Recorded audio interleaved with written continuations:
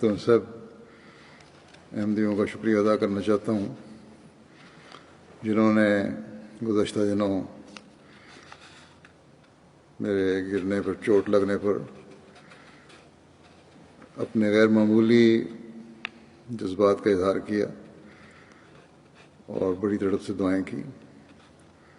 اللہ تعالیٰ اب سب کو اس کی بہترین جزا دے، اخلاص و وفا میں بڑھائے۔ اس زمانے میں خدا تعالیٰ کی خاطر اور اللہ تعالیٰ کے ارشاد کے مطابق آپس کی محبت، خاص طور پر خلیفہ وقت سے یہ اخلاص و وفا کی مثال صرف جماعت احمدیہ ہی مل سکتی ہے۔ یہ دو طرفہ محبت بھی اللہ تعالیٰ کی پیدا کی ہوئی ہے۔ یہاں یہ بھی نہیں پتہ چلتا کہ کون زیادہ دوسرے کے لیے درد رکھتا ہے۔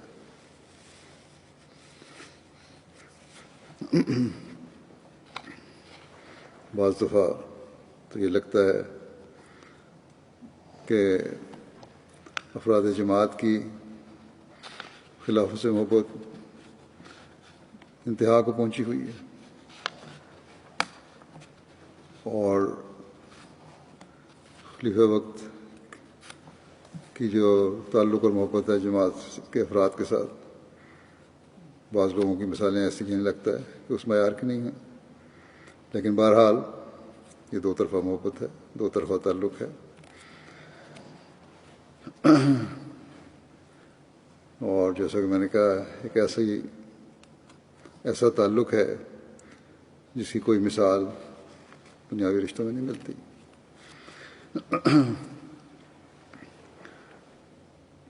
حضرت خلیفۃ المسیح ثالث رحمہ اللہ تعالیٰ کا فکرہ مجھے بہت اچھا لگتا ہے کہ خلیفہ وقت اور جماعت ایک ہی وجود کے دو نام ہیں۔ یہ آپ لوگوں کی دعاؤں کی قبولیت ہے کہ اللہ تعالیٰ کے فضل سے غیر معمولی طور پر جلدی زخم جو ہیں مندمل ہوئے۔ ڈاکٹر صاحب نے مجھے کہا کہ چہرے کے زخم جلدی عموماً ٹھیک ہو جاتے ہیں، لیکن جس رفتار سے یہ ٹھیک ہوئے ہیں، یہ ڈاکٹر صاحب کہتے ہیں کہ مجھے بھی اتنا خیال نہیں تھا۔ ان کو میں نے یہی کہا تھا کہ علاج تو اپنی جگہ، لیکن اصل چیز دعائیں ہیں جو احمدی کر رہے ہیں۔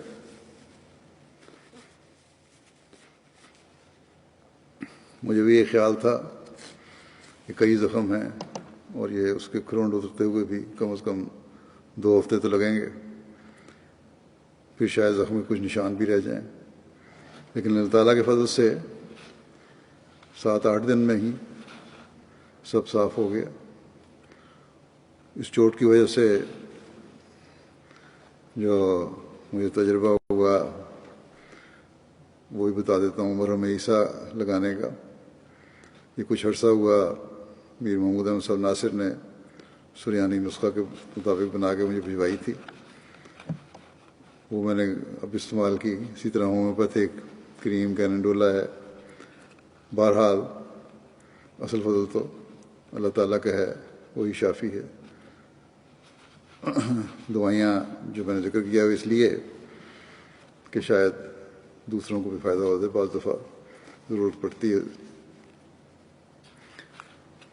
بہرحال اب یہ دعا کریں کہ چوٹ کے جو باقی اثرات ہیں اللہ تعالیٰ انہیں بھی جلد بہتر فرمائے، دور فرمائے، جو بد اثرات ہیں۔ اللہ تعالیٰ کا فضل ہی اصل طاقت ہے جو دعاؤں سے ملتا ہے۔ مجھے یاد ہے کہ کچھ عرصہ ہوا میرے کندھے اور بازوؤں میں شدید درد تھی، ہاتھ اٹھانا مشکل تھا، دوسرے ہاتھ کی مدد لینی پڑتی تھی۔ یہاں اسپیشلسٹ ڈاکٹر کو دکھایا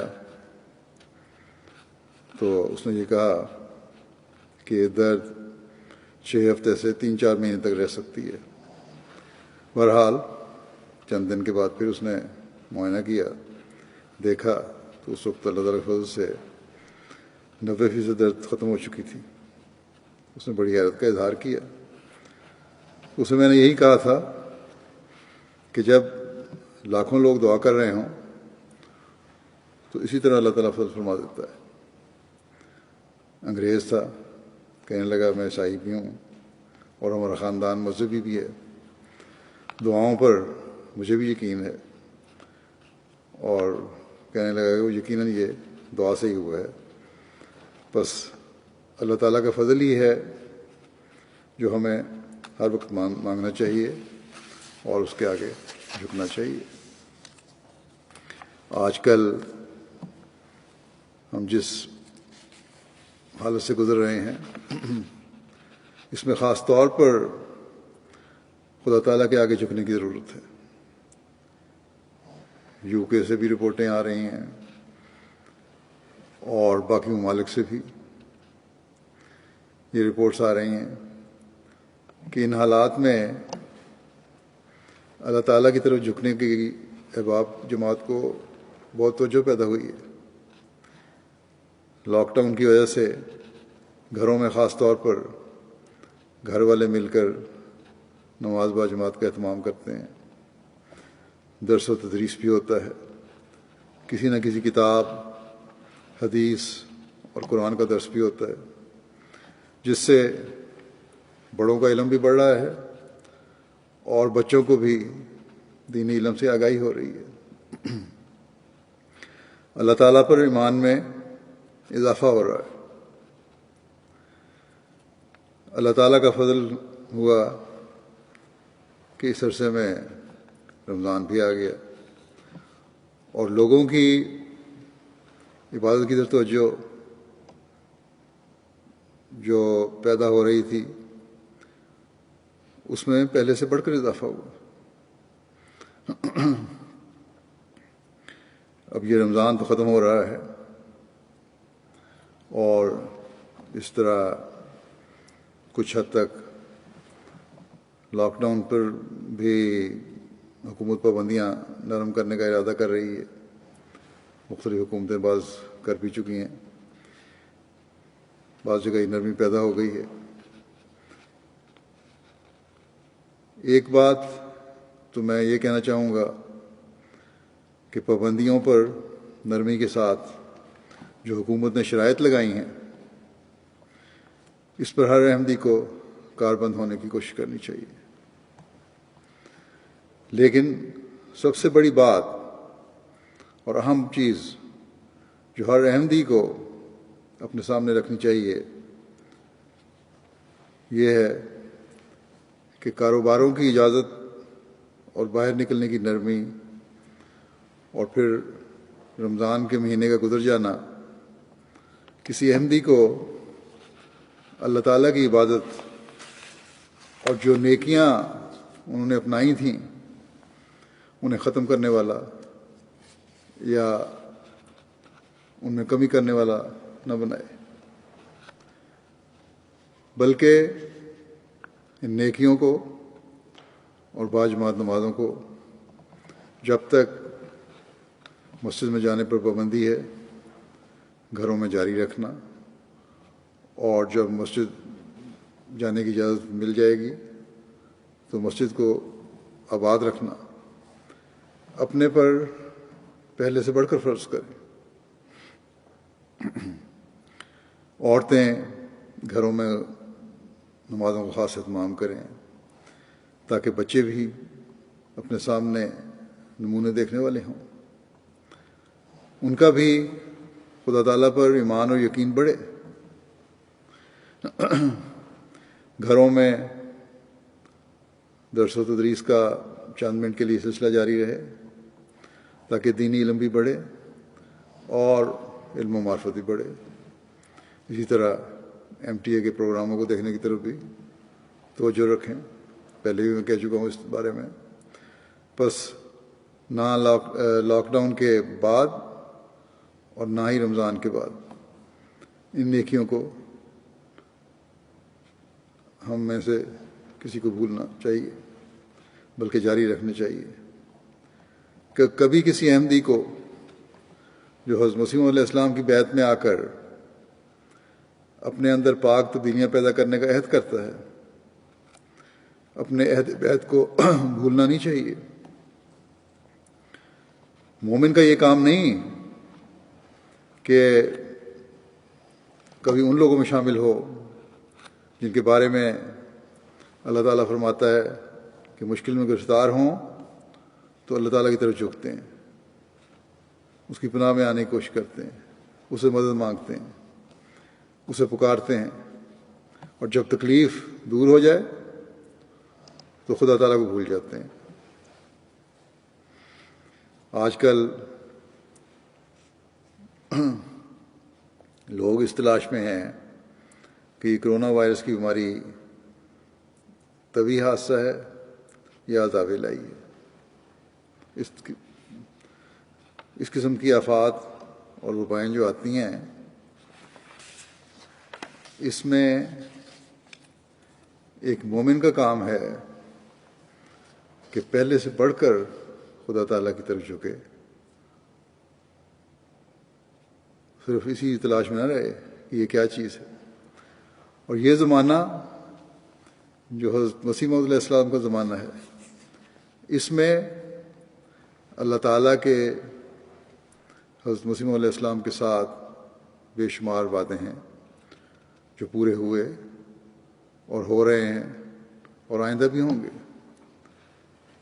اگر کوئی انظاری پہلو رکھنے والی باتیں ہیں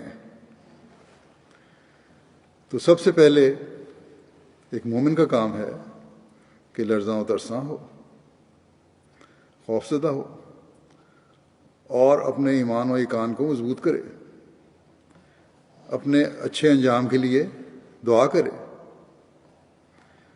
اصل چیز یہی ہے کہ انجام بخیر ہو۔ میں نے کئی دفعہ بتایا ہے، کئی مرتبہ بتایا ہے کہ یہ آفات اور طوفان اور بلائیں جو اس زمانے میں آ رہی ہیں، ان کا حضرت مسیح موعود علیہ الصلوۃ والسلام کے زمانے سے خاص تعلق ہے۔ بس ہمیں اپنے ایمان و ایقان اور انجام بخیر کے لیے بھی بہت دعائیں کرنی چاہیے، اور دنیا کے بچانے کے لیے بھی دعائیں کرنی چاہیے۔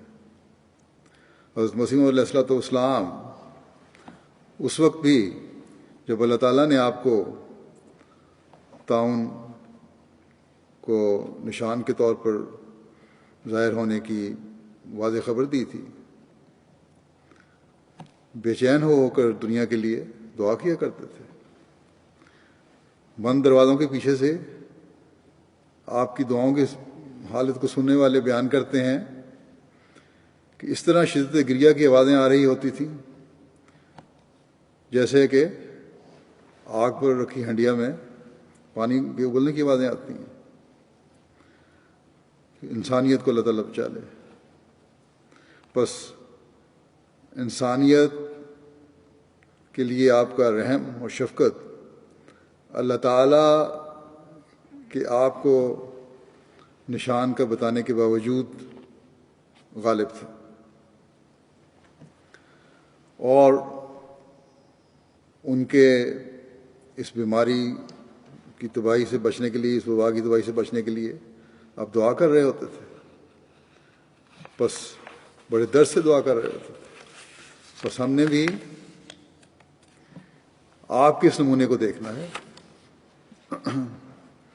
بعض لوگ حضرت مسیح رابع رحمۃ اللہ تعالیٰ کے ایک مضمون حوادث طبی یا عذاب الہی کو لے کر آج کل جو وائرس کی وبا پھیلی ہوئی ہے اس سے ملانے کی کوشش کرتے ہیں اور اپنے تبصرے بھی کرتے ہیں۔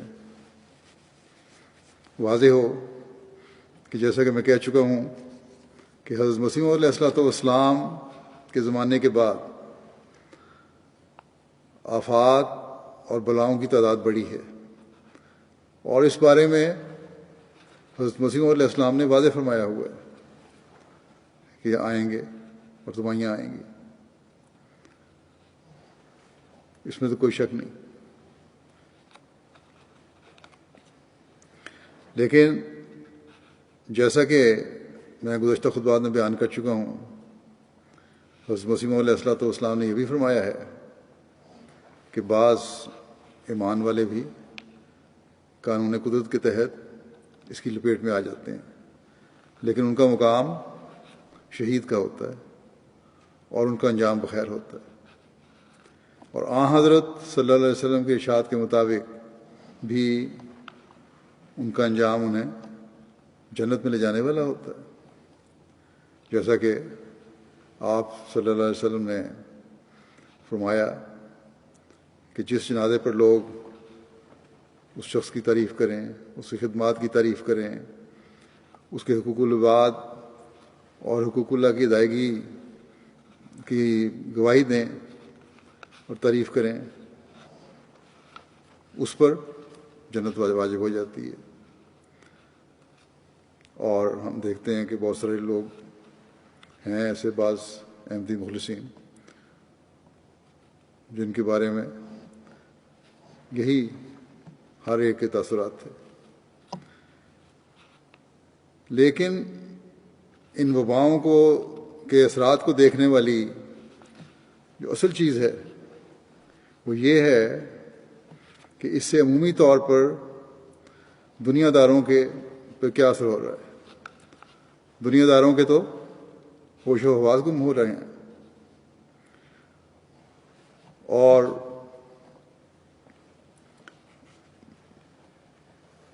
ہوتے ہیں،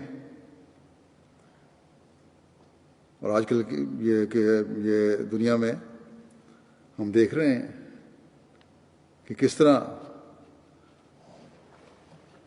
ان کی حالت ہو چکی ہے،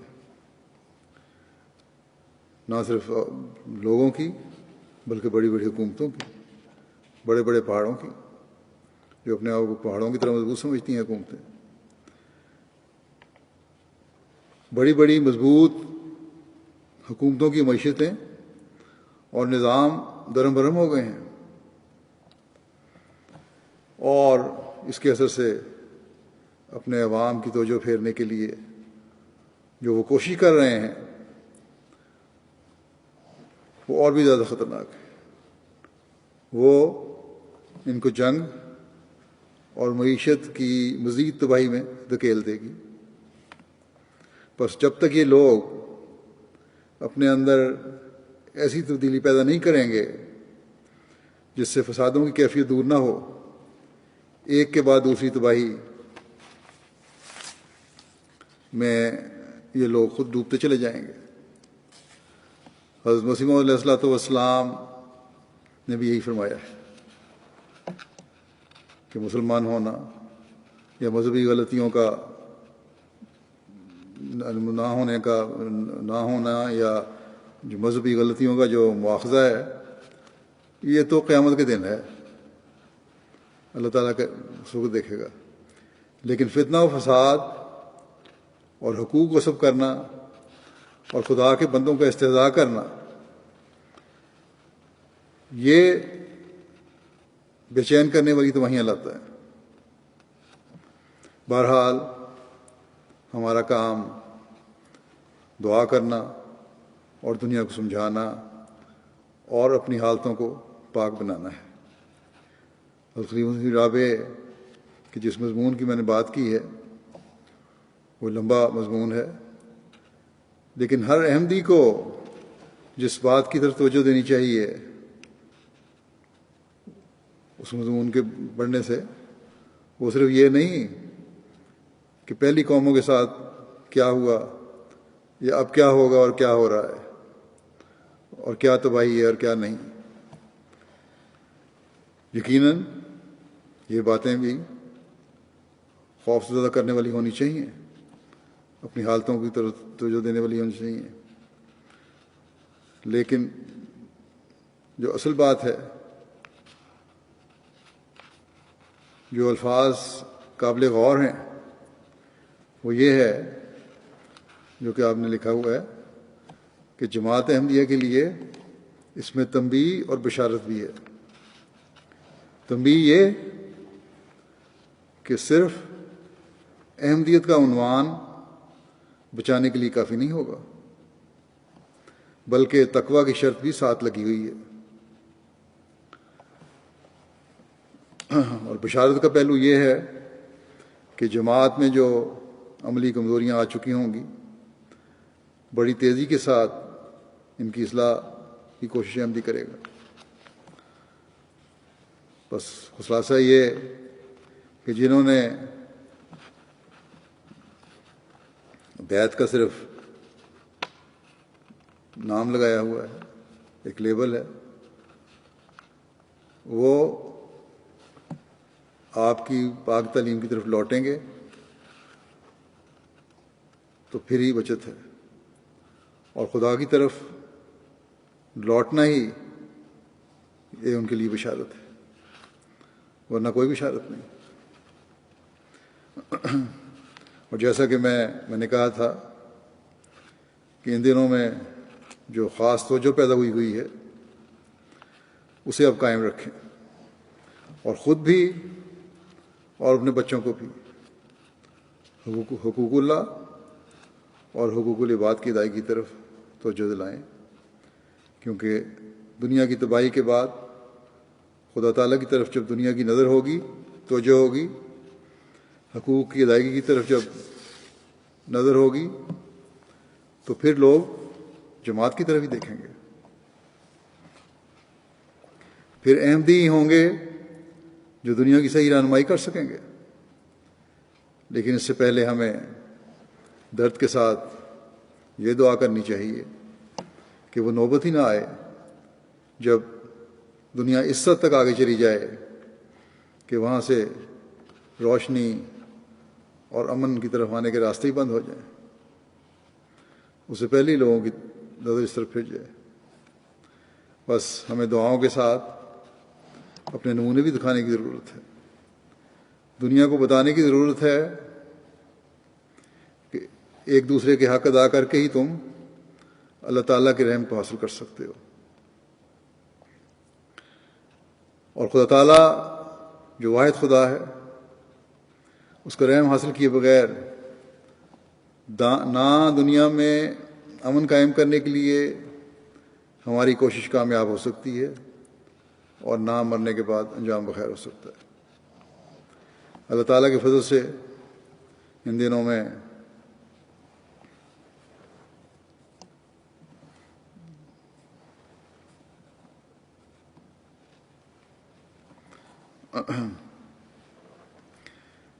جہاں جماعت کے افراد عبادتوں کی طرف توجہ دے رہے ہیں،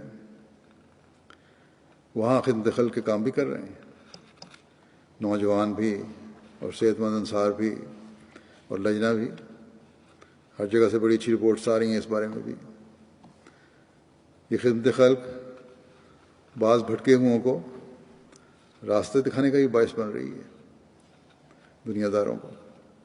گزشتہ دنوں کینیڈا کی رپورٹ تھی کہ ایک عورت نے رات 2 بجے خدام کی جو ہمسایوں کی ہیلپ لائن ہے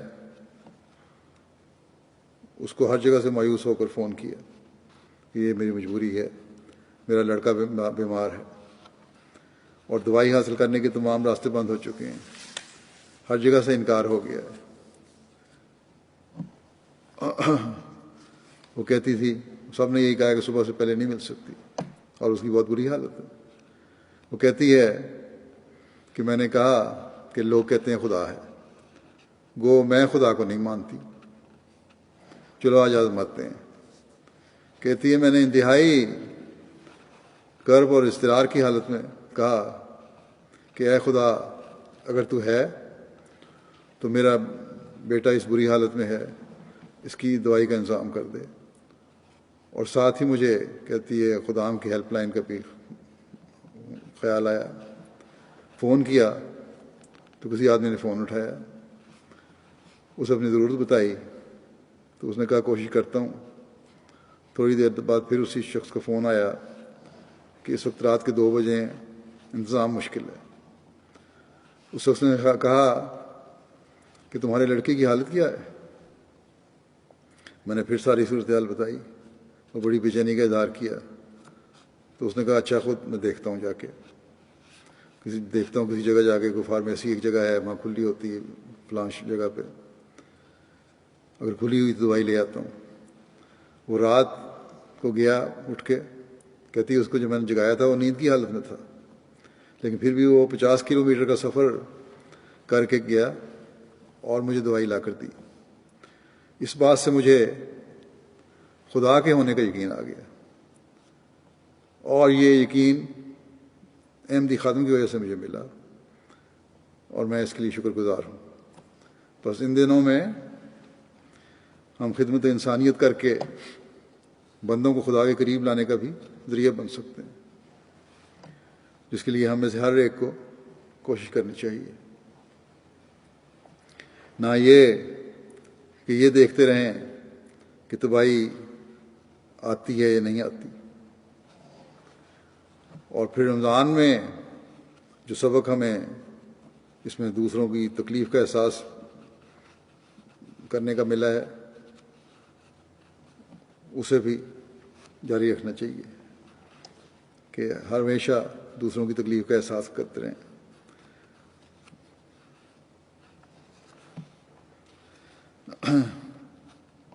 کیونکہ یہی رمضان کے مقاصد میں سے ایک یہ بھی ہے کہ احساس دلایا جائے کہ دوسروں کی تکلیف کا احساس کرو. بس ایک دنیا کا ماحول جو عمومی طور پر اس وبا کی وجہ سے بنا ہوا ہے, اور ایک رمضان کا ماحول, اب ہمیں ہمیشہ اپنی ذمہ داریوں کی طرف توجہ دلانے والا بنا رہنا چاہیے.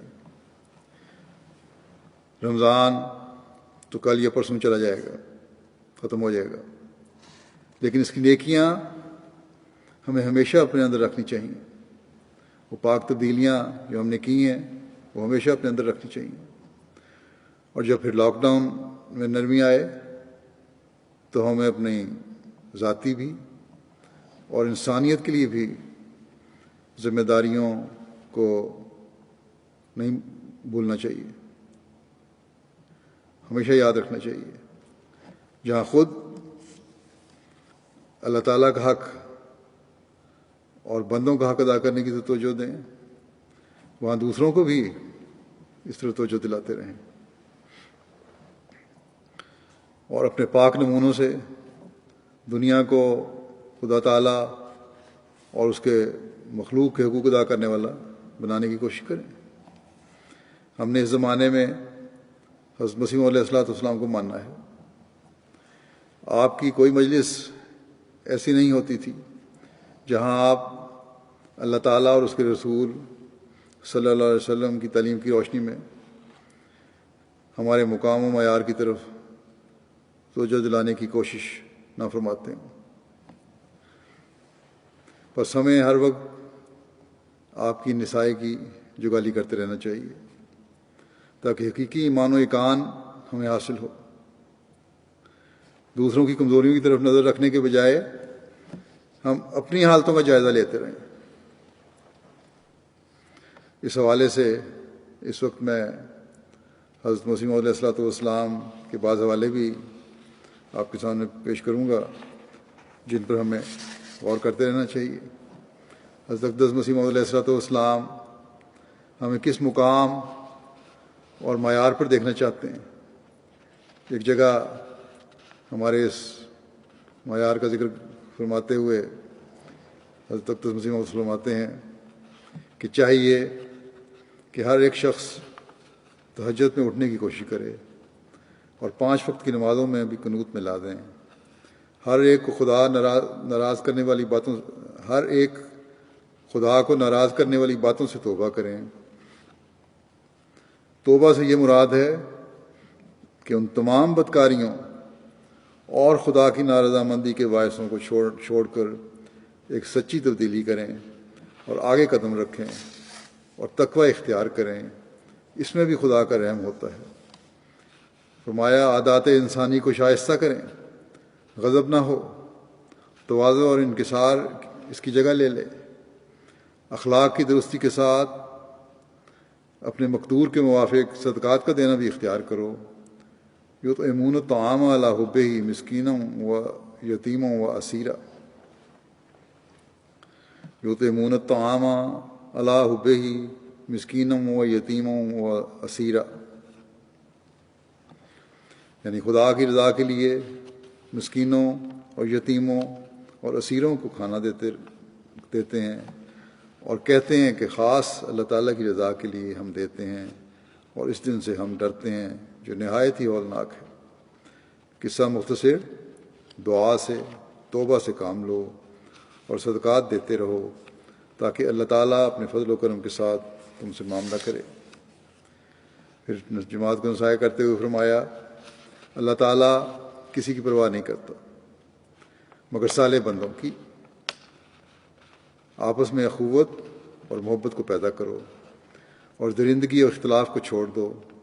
ہر ایک قسم کے ہزل اور تمسخر سے مطلقاً کنارہ کش ہو جاؤ، کیونکہ تمسخر انسان کے دل کو صداقت سے دور کر کے کہیں کا کہیں پہنچا دیتا ہے. آپس میں ایک دوسرے کے ساتھ عزت سے پیش آؤ. ہر ایک اپنے آرام پر اپنے بھائی کے آرام کو ترجیح دے. اللہ تعالیٰ سے ایک سچی صلح پیدا کر لو اور اس کی اطاعت میں واپس آ جاؤ. اللہ تعالیٰ کا غضب زمین پر نازل ہو رہا ہے اور اس سے بچنے والی وہی ہیں جو کامل طور پر اپنے سارے گناہوں سے توبہ کر کے اس کے حضور میں آتے ہیں. تم یاد رکھو، اگر اللہ تعالیٰ کے فرمان میں تم اپنے تئیں لگاؤ گے اور اس کے دین کی حمایت میں سائی ہو جاؤ گے تو خدا تمام رکاوٹوں کو دور کر دے گا اور تم کامیاب ہو جاؤ گے. کیا تم نے نہیں دیکھا کہ کسان عمدہ پودوں کی خاطر کھیت میں سے ناکارہ چیزوں کو اکھاڑ کر پھینک دیتا ہے اور اپنے کھیت کو خوشنما اور درختوں کو بہراور پودوں سے آراستہ کرتا ہے اور ان کی حفاظت کرتا اور ہر ایک ضرر اور نقصان سے ان کو بچاتا ہے. مگر وہ درخت اور پودے جو پھل نہ لاویں اور گلنے اور خشک ہونے لگ جاویں، ان کی مالک پرواہ نہیں کرتا. کوئی مویشی آ کر ان کو کھا جاوے یا کوئی لکڑہارا ان کو کاٹ کر تنور میں ڈال دے. سو ایسا ہی تم بھی یاد رکھو، اگر تم اللہ تعالیٰ کے حضور میں صادق ٹھہرو گے تو کسی کی مخالفت تمہیں تکلیف نہ دے گی. پر اگر تم اپنی حالتوں کو درست نہ کرو اور اللہ تعالیٰ سے فرما برداری کا ایک سچا عہد نہ باندھو تو پھر اللہ تعالیٰ کو کسی کی پرواہ نہیں. فرمایا چاہیے کہ تم خدا کے عزیزوں میں شامل ہو جاؤ. ہر ایک آپس کے جھگڑے اور جوش اور عداوت کو درمیان میں سے اٹھا دو کہ اب وہ وقت ہے کہ تم ادنیٰ باتوں سے اعراض کر کے اہم اور عظیم الشان کاموں میں مصروف ہو جاؤ. لوگ تمہاری مخالفت کریں گے. فرمایا سکھ پرواہ نہ کرو. اس بات کی وصیت کے طور پر یاد رکھو کہ ہرگز تندی اور سختی سے کام نہ لینا. مخالفت کریں گے لیکن تم نے ہرگز تندی اور سختی سے کام نہیں لینا، بلکہ نرمی اور آہستگی اور خلق سے ہر ایک کو سمجھاؤ. ہماری اخلاقی حالتوں کی درستی اور حقوق العباد کی ادائیگی کی طرف توجہ دلاتے ہوئے ایک موقع پر آپ نے فرمایا، ایک حدیث میں آیا ہے کہ قیامت میں اللہ تعالیٰ بعض بندوں سے فرمائے گا کہ تم بڑے برگزیدہ ہو اور میں تم سے بہت خوش ہوں، کیونکہ میں بہت بھوکا تھا، تم نے مجھے کھانا کھلایا. میں ننگا تھا، تم نے کپڑا دیا. میں پیاسا تھا، تم نے مجھے پانی پلایا. میں بیمار تھا، تم نے میری عیادت کی. وہ کہیں گے یا اللہ تو ان باتوں سے پاک ہے، تو کب ایسا تھا جو ہم نے تیرے ساتھ ایسا کیا؟ تب وہ فرمائے گا کہ میرے فلاں فلاں بندے ایسے تھے، تم نے ان کی خبر گیری کی. وہ ایسا معاملہ تھا گویا تم نے میرے ساتھ ہی کیا. پھر ایک اور گروہ پیش ہوگا، ان سے کہے گا تم نے میرے ساتھ برا معاملہ کیا. میں بھوکا تھا، تم نے مجھے کھانا نہ دیا. پیاسا تھا، پانی نہ دیا. ننگا تھا، مجھے کپڑا نہ دیا. میں بیمار تھا، میری عیادت نہ کی. تب وہ کہیں گے کہ یا اللہ تو ایسی باتوں سے پاک ہے. تو کب ایسا تھا جو ہم نے تیرے ساتھ ایسا کیا؟ اس پر وہ فرمائے گا کہ میرا فلاں فلاں بندہ اس حالت میں تھا اور تم نے اس کے ساتھ کوئی ہمدردی اور سلوک نہ کیا، وہ گویا میرے ہی ساتھ کرنا تھا۔ فرمایا کہ غرض نوع انسان پر شفقت، یہاں کوئی شرط نہیں ہے کہ مسلمان ہے، ہندو ہے، عیسائی ہے، یہ کون ہے۔ فرمایا غرض نوع انسان پر شفقت اور اس سے ہمدردی کرنا بہت بڑی عبادت ہے، اور اللہ تعالیٰ کی رضا حاصل کرنے کے لیے ایک زبردست ذریعہ ہے، مگر میں دیکھتا ہوں کہ اس پہلو میں بڑی کمزوری ظاہر کی جاتی ہے۔ دوسروں کو حقیر سمجھا جاتا ہے، ان پر ٹھٹھے کیے جاتے ہیں۔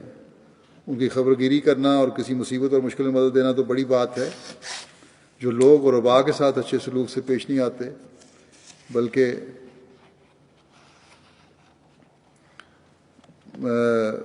ان کو حقیر سمجھتے ہیں، مجھے ڈر ہے کہ وہ خود اس مصیبت میں مبتلا نہ ہو جائیں۔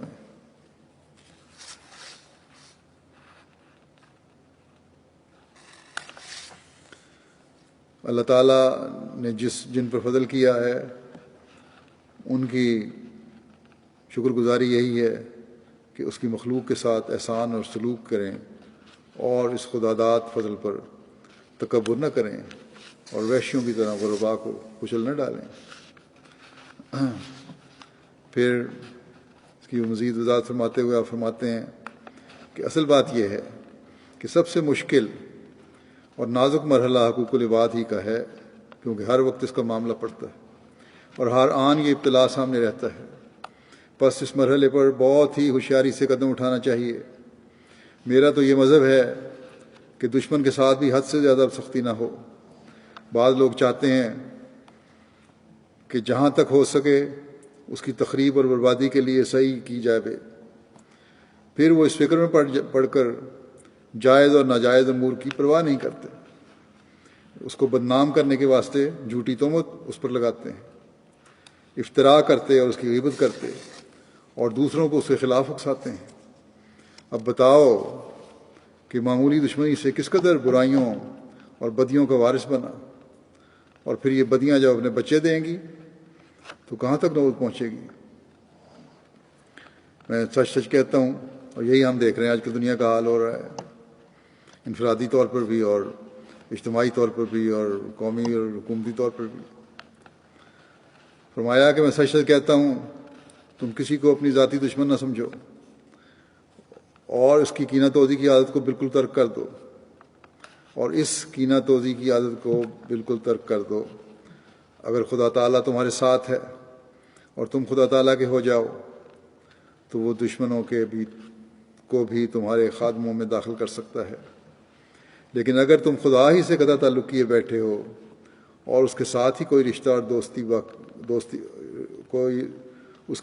کوئی رشتہ دوستی کا باقی نہیں، اس کے خلاف مرضی تمہارا چال چلن ہے، پھر خدا سے بڑھ کر تمہارا دشمن کون ہوگا؟ مخلوق کی دشمنی سے انسان بچ سکتا ہے، لیکن جب خدا دشمن ہو تو پھر اگر ساری مخلوق دوست ہو تو کچھ نہیں ہو سکتا۔ اس لیے تمہارا طریق انبیاء علیہ السلام کا سا طریق ہو۔ خدا تعالیٰ کا منشا یہی ہے کہ ذاتی اعداء کوئی نہ ہو۔ خوب یاد رکھو کہ انسان کو شرف اور سعادت تب ملتی ہے جب وہ ذاتی طور پر کسی کا دشمن نہ ہو۔ ہاں، اللہ اور اس کے رسول کی عزت کے لیے الگ امر ہے، یعنی جو شخص خدا اور اس کے رسول کی عزت نہیں کرتا بلکہ ان کا دشمن ہے، اسے تم اپنا دشمن سمجھو۔ لیکن اس دشمنی کے سمجھنے کی بھی وضاحت فرما دی۔ فرمایا کہ اس دشمنی سمجھنے کے یہ معنی نہیں کہ تم اس پر افتدا کرو اور بلا وجہ اس کو دکھ دینے کے منصوبے کرو، نہیں، بلکہ اس سے الگ ہو جاؤ اور خدا تعالیٰ کے سپرد کرو۔ ممکن ہو تو اس کی اصلاح کے لیے دعا کرو، اپنی طرف سے کوئی نئی بھاجی اس کے ساتھ شروع نہ کرو۔ پھر اپنا اخلاقی معیاروں کی طرف توجہ دلاتے ہوئے فرماتے ہیں، اخلاقی حالت ایسی درست ہو کہ کسی کو نیک نیتی سے سمجھانا اور غلطی سے آگاہ کرنا ایسے وقت پر ہو کہ اسے برا معلوم نہ ہو، کسی کو استخفاف کی نظر سے نہ دیکھا جاوے، دل شکنی نہ کی جاوے، جماعت میں باہم جھگڑے فساد نہ ہوں، دینی غریب بھائیوں کو کبھی حقارت کی نگاہ سے نہ دیکھو، مال و دولت یا نسبی بزرگی پر بے جا فخر کر کے دوسروں کو ذلیل اور حقیر نہ سمجھو۔ خدا تعالیٰ کے نزدیک مکرم وہی ہے جو متقی ہے، چنانچہ فرمایا ہے انا اکرمکم عند اللہ اتقاکم۔ دوسروں کے ساتھ بھی پورے اخلاق سے کام لینا چاہیے۔ جو بد اخلاقی کا نمونہ ہوتا ہے وہ بھی اچھا نہیں۔ ہماری جماعت کے ساتھ لوگ مقدمہ بازی کا صرف بہانہ ہی ڈھونڈتے ہیں۔ لوگوں کے لیے ایک تعاون ہے، ہماری جماعت کے لیے 2 تعاون ہیں۔ اگر کوئی جماعت میں سے ایک شخص برائی کرے گا تو اس ایک سے ساری جماعت میں حرف آئے گا۔ دانش مندی، حلم اور درگزر کے ملکہ کو بڑھاؤ، نادان سے نادان کی باتوں کا جواب بھی متانت اور سلامت روی سے دو، جاوا گوئی کا جواب جاوا گوئی نہ ہو۔ فرمایا کہ مناسب ہے کہ ان ابتلا کے دنوں میں اپنے نفس کو مار کر تقوی اختیار کریں۔ میری غرض ان باتوں سے یہی ہے کہ تم نصیحت اور عبرت پکڑو۔ دنیا فنا کا مقام ہے، آخر مرنا ہے، خوشی دین کی باتوں میں ہے، اصل مقصد تو دین ہی ہے۔ پھر ایک اور موقع پر نصیحت کرتے ہوئے فرمایا جماعت کو کہ ہماری جماعت کو ایسا ہونا چاہیے کہ نری لفاظی پر نہ رہے بلکہ بیت کے سچے منشا کو پورا کرنے والی ہو۔ ہماری جماعت کو ایسا ہونا چاہیے کہ نری لفاظی پر نہ رہے بلکہ بیت کے سچے منشا کو پورا کرنے والی ہو۔ اندرونی تبدیلی کرنی چاہیے۔ صرف مسائل سے تم خدا تعالیٰ کو خوش نہیں کر سکتے کہ مسائل جان لیے، یہ نہیں، اس سے اللہ تعالیٰ خوش نہیں ہوگا۔ اگر اندرونی تبدیلی نہیں تو تم میں اور تمہارے غیر میں کچھ فرق نہیں۔ اگر تم میں مکر، فریب، کسل اور سستی پائی جائے تو تم دوسروں سے پہلے ہلاک کیے جاؤ گے۔ ہر ایک کو چاہیے کہ اپنے بوجھ کو اٹھائے اور اپنے وعدے کو پورا کرے، عمر کا اعتبار نہیں۔ فرمایا جو شخص قبل از وقت نیکی کرتا ہے امید ہے کہ وہ پاک ہو جائے۔ اپنے نفس کی تبدیلی کے واسطے سعی کرو، نماز میں دعائیں مانگو، صدقات خیرات سے اور دوسرے ہر طرح کے ہیلے سے والذین جاہدوا فینا میں شامل ہو جاؤ۔ جس طرح بیمار طبیب کے پاس جاتا، دوائی کھاتا، مسل لیتا، خون نکلواتا، ٹکور کرواتا اور شفا حاصل کرنے کے واسطے ہر طرح کی تدبیر کرتا ہے، اسی طرح اپنی روحانی بیماریوں کو دور کرنے کے واسطے ہر طرح کوشش کرو۔ صرف زبان سے نہیں بلکہ مجاہدے کہ جس قدر طریق خدا تعالیٰ نے فرمائے ہیں وہ سب بجا لاؤ۔ صدقہ خیرات کرو، جنگلوں میں جا کر دعائیں کرو۔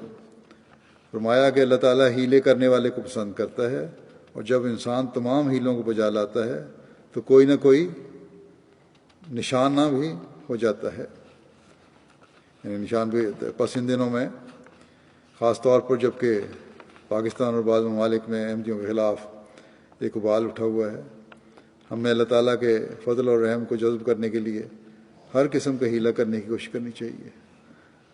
دشمن جب اپنی دشمنی میں انتہا کو پہنچا ہوا ہے تو ہمیں بھی خدا تعالیٰ کے فضل اور رحم کو جذب کرنے کے لیے پہلے سے زیادہ کوشش کرنی چاہیے۔ اسی طرح اس زمانے میں حضرت صلی اللہ علیہ وسلم کے مقام و مرتبہ اور آپ کے اسوہ کی حقیقت ہم پر حضرت مسیح علیہ السلام نے واضح فرمائی کہ یہ چیزیں جو ساری ہیں، جو اعلیٰ اخلاق، حقوق اللہ اور حقوق العباد کی ادائیگی، یہ آپ کے اسوہ پہ چل کے ہی ہو سکتی ہیں۔ اور ہمیں بار بار یہی فرمایا ہے کہ حضرت صلی اللہ علیہ وسلم کی راہ کو نہ چھوڑو۔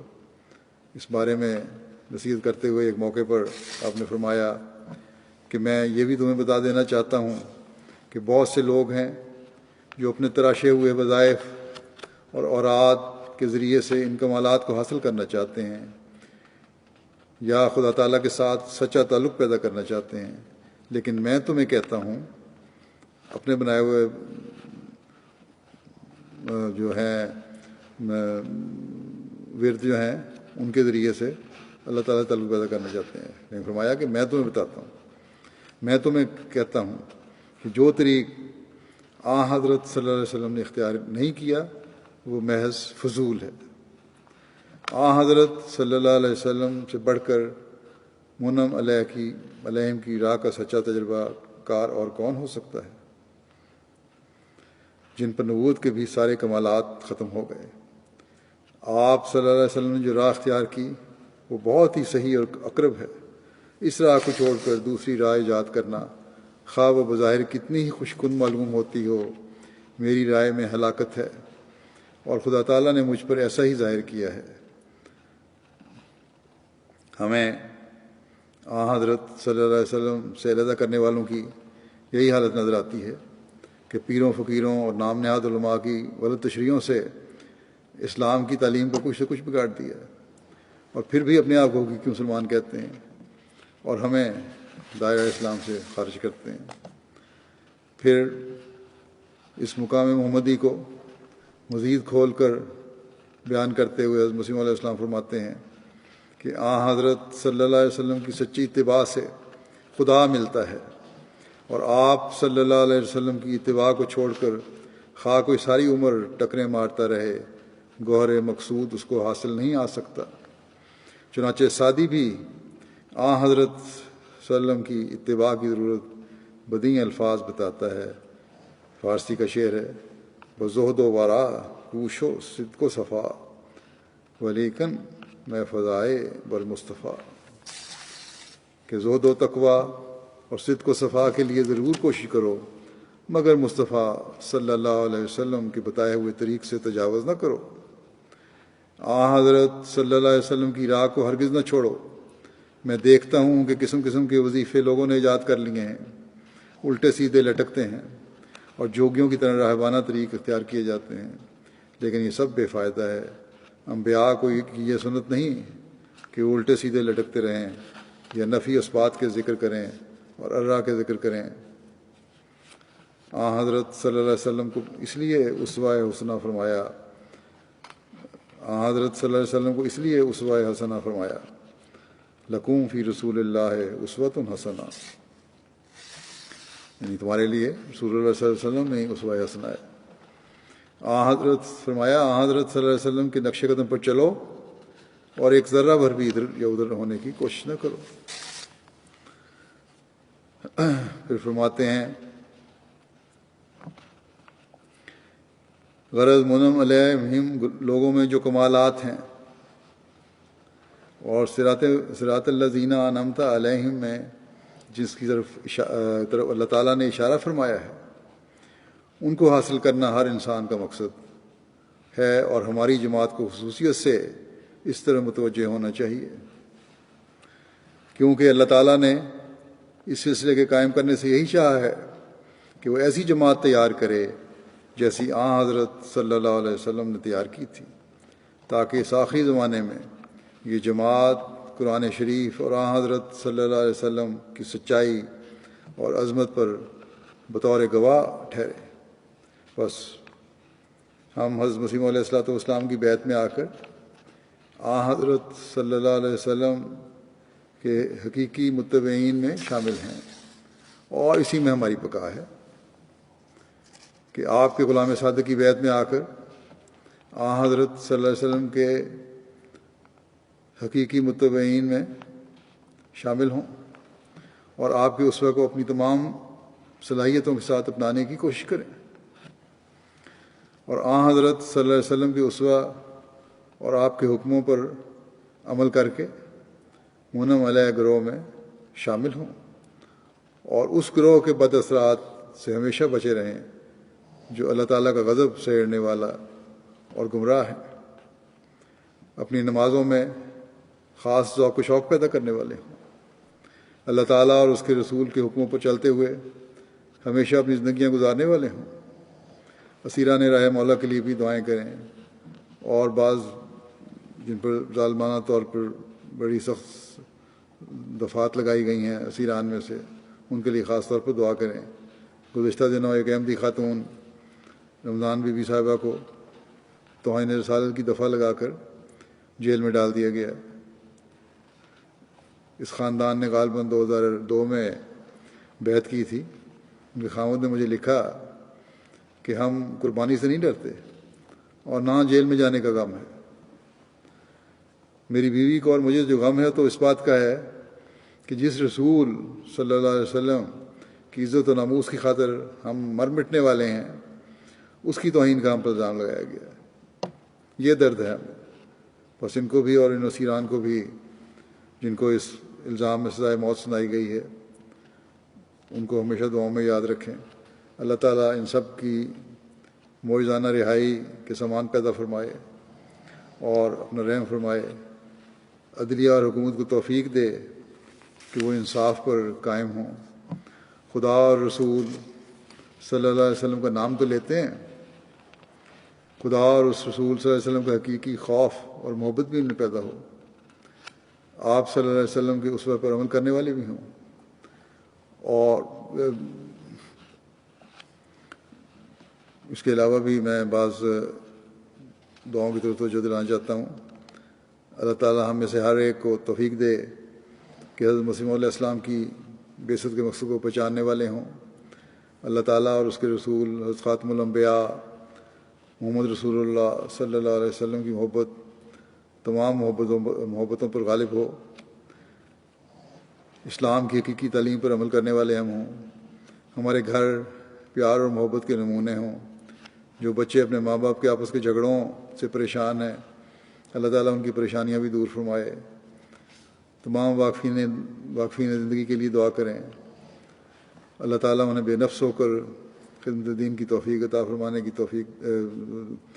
خدمت دین کی توفیق عطا فرمائے، اور وہ اپنا وقف نبھانے والے ہوں۔ واقفین نو کے لیے دعا کریں، اللہ تعالیٰ انہیں اپنے اور اپنے ماں باپ کے عہد کو پورا کرنے کی توفیق عطا فرمائے۔ شہدائے احمدیت اور ان کے خاندانوں کے لیے دعا کریں، مشکلات میں گھرے ہوئے تمام احمدیوں کے لیے دعا کریں، ایک دوسرے کے لیے دعائیں کریں، اپنے لیے بھی اللہ تعالیٰ کے جو دعائیں ہیں ایک دوسرے کے لیے، اپنے لیے بھی اللہ تعالیٰ کے فضل کو حاصل کرنے والا بناتی ہیں۔ یہ پھر دوسروں کے لیے دعائیں کرنا، بچیوں کے لیے رشتوں کے لیے دعائیں کریں، خاص طور پہ ان بچیوں کے لیے جن کی رشتوں میں بلا وجہ کی تاخیر ہو رہی ہے۔ ان حالات میں اور اس کے بعد جو دنیا کے معاشی حالات ہونے ہیں، اس کے بد اثرات سے ہر احمدی کو محفوظ رہنے کے لیے دعا کریں۔ ان حالات کی وجہ سے جماعت کے کاموں اور منصوبوں میں بھی کوئی روک پیدا نہ ہو، اور اللہ تعالیٰ اپنے فضل سے جماعت کی ترقی کے سامان مہیا فرماتا رہے۔ ان حالات میں مالی قربانی کرنے والوں کے لیے بھی بہت دعا کریں، اللہ تعالیٰ ان کے اموال و نفوس میں بے انتہا برکت دے۔ ایم ٹی اے کے کارکنان کے لیے بھی دعائیں کریں، والنٹیئرز اور ہیں ان میں سے، اور کارکنان بھی ہیں، بڑی محنت سے اپنی خدمات سر انجام دے رہے ہیں اور اسلام کو پیغام دنیا میں پھیلا رہے ہیں۔ عالم اسلام کے لیے دعا کریں، ان کے آپس کے جھگڑے بھی ختم ہوں اور امن کے ساتھ رہنا سیکھیں وہ لوگ، اور اسلام مخالف طاقتوں کے شر سے ان کو اللہ تعالیٰ محفوظ رکھے۔ اور یہ اسی وقت ہو سکتا ہے جب ان کے آپس کے اختلافات ختم ہوں۔ بعض اور دعائیں بھی میں سب پڑھوں گا، بھی آپ میرے ساتھ دعاتے رہیں۔ اللہم انا نجعلک فی نحورہم ونعوذ بک من شرورہم۔ ہم تجھے ان کے سینوں میں رکھتے ہیں، یعنی تیرا روب ان کے سینوں میں بھر جائے، اور ہم ان کے شر سے تیری پناہ چاہتے ہیں۔ لا الہ الا اللہ العظیم الحلیم، لا الہ الا اللہ رب العرش العظیم، لا الہ الا اللہ رب السماوات و رب الارض و رب العرش الکریم۔ اللہ کے سوا کوئی معبود نہیں، وہ عظمتوں والا اور بڑا ہی بردبار ہے۔ اللہ کے سوا کوئی معبود نہیں، وہی عرش کا رب ہے۔ اللہ کے سوا کوئی معبود نہیں جو کہ آسمان و زمین اور عرش کریم کا رب ہے۔ یا مقلب القلوب ثبت قلبی علی دینے کا، اے دلوں کے پھیرنے والے میرے دل کو اپنے دین پر ثابت قدم رکھ۔ اللہم انی اسألک الہدی والتقی والعفاف والغنی۔ اے اللہ، میں تجھ سے ہدایت، تقوی، عفت اور غنا مانگتا ہوں۔ اللہم انی اعوذ بک من زوال نعمتک و تحول عافیتک و فجأة نقمتک و جمیع سخطک اے اللہ میں تیری نعمت کے زائل ہو جانے، تیری عافیت کے ہٹ جانے، تیری اچانک سزا اور ان سب باتوں سے پناہ مانگتا ہوں جن سے تو ناراض ہو۔ ربنا ظلمنا انفسنا وان لم تغفر لنا وترحمنا لنکونن من الخاسرین۔ اے ہمارے رب، ربنا ظلمنا انفسنا وان لم تغفر لنا وترحمنا لنکونن من الخاسرین۔ اے ہمارے رب، ہم نے اپنی جانوں پر ظلم کیا، اور اگر تو ہمیں نہ بخشے اور ہم پر رحم نہ کرے تو ہم ضرور گھاٹا پانے والوں میں ہوں گے۔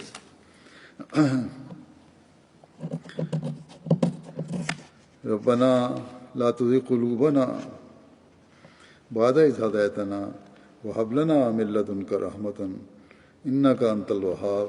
اے ہمارے رب، ہمارے دل ٹیڑھے نہ کر دینا بعد اس کے جو تو نے ہمیں ہدایت دی، اور ہمیں اپنے حضور سے رحمت عطا کرنا، یقیناً تو بہت عطا کرنے والا ہے۔ ربنا آتنا فی الدنیا حسنۃ وفی الآخرۃ حسنۃ وفی الآخرۃ حسنۃ وقنا عذاب النار۔ یعنی اے ہمارے رب، ہمیں دنیا میں بھی کامیابی عطا کر اور آخرت میں کامیابی عطا دے، اور ہمیں آگ کے عذاب سے بچا۔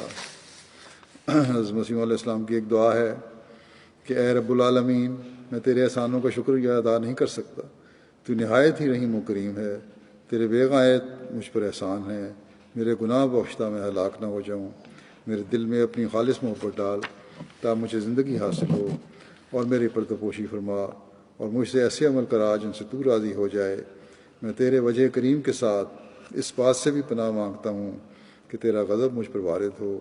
رحم فرما، رحم فرما، رحم فرما، اور دنیا و آخرت کی بلاؤں سے مجھے بچا، کیونکہ ہر ایک فضل و کرم تیرے ہی ہاتھ میں ہے۔ آمین۔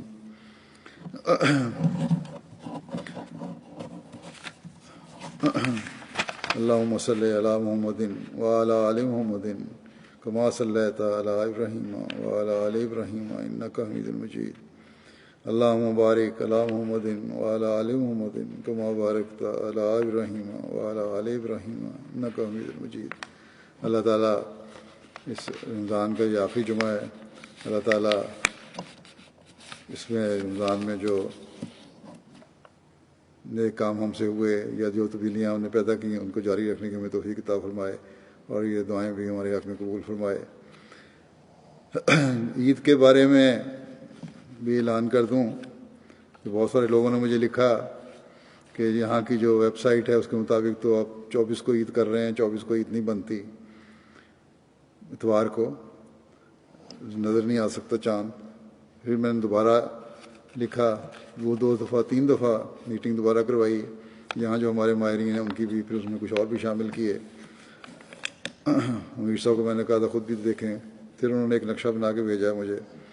اس میں جو ویب سائٹ بڑے شہر ہیں ان پہ یقیناً 23 تاریخ کو چاند نظر نہیں آ سکتا، لیکن جو انہوں نے نقشہ بنا کے بھیجا ہے ان کے مطابق اس میں بعض علاقے ہیں فالمت اور پینزنس اور ہیل، یہ علاقے ہیں جہاں آنکھ سے 23 تاریخ کو چاند نظر آ سکتا ہے، اور اگر کسی ملک کے ایک علاقے میں چاند نظر آ سکتا ہو تو باقی جگہ بھی عید کی جا سکتی ہے۔ جو مسلمان ممالک میں رویت ہلال کمیٹیاں وہ بھی اس طرح جائزے لیتی ہیں۔ تو بہرحال اس جائزے کے بعد 2-3 دفعہ دوبارہ جائزہ لینے کے بعد یہی فیصلہ ہے کہ انشاءاللہ تعالیٰ عید اتوار کو ہوگی 24 تاریخ کو۔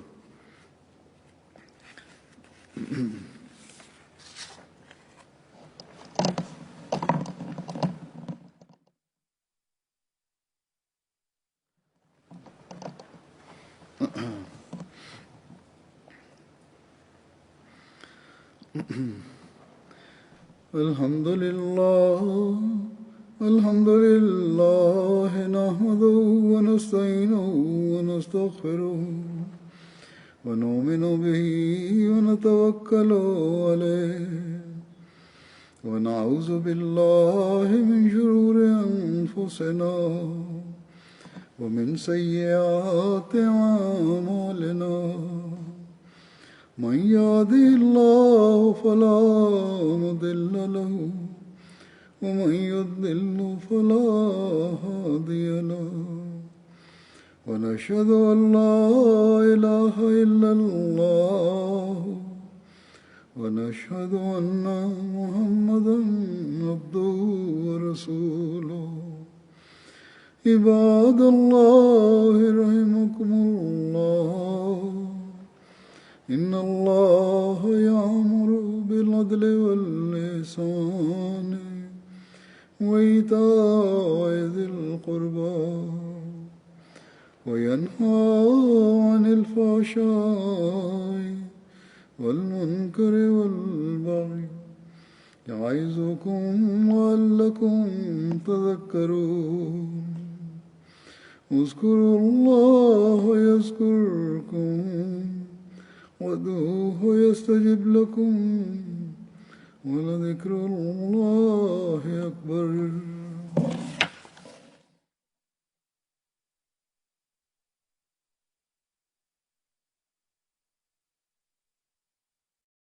أعوذ بالله من الشيطان الرجيم. يا أيها الذين آمنوا كتب عليكم الصيام